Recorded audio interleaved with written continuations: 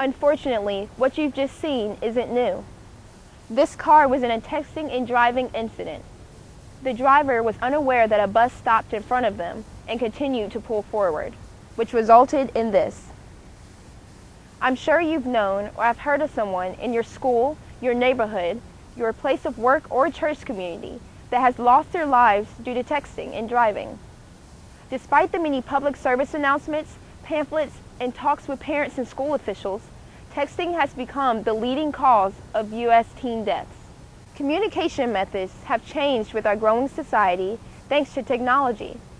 However, I believe technology should take it a step further and also address time-appropriate texting, or TAT for short.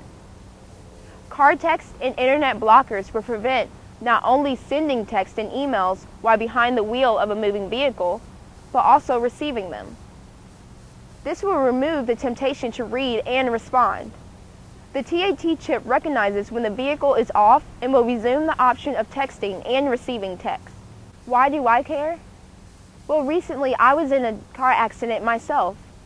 The other driver was entirely at fault, but my injuries could have been much worse if 1, I wasn't wearing my seatbelt, and 2, if I was reading or sending a text hindering me from taking defensive action. It could have been my life with such an impact, but I came through with minor cuts and bruises. Not only will teens benefit from this chip, but adults as well. TAT chips can save lives and condition our fast-paced society to enjoy the ride. Thank you.